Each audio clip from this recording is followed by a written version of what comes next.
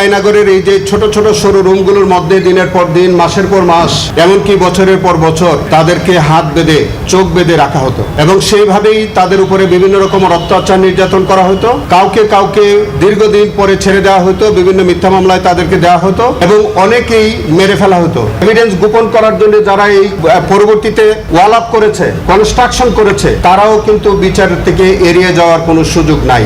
সেইগুলো আমরা ইনভেস্টিগেশন করে দেখছি।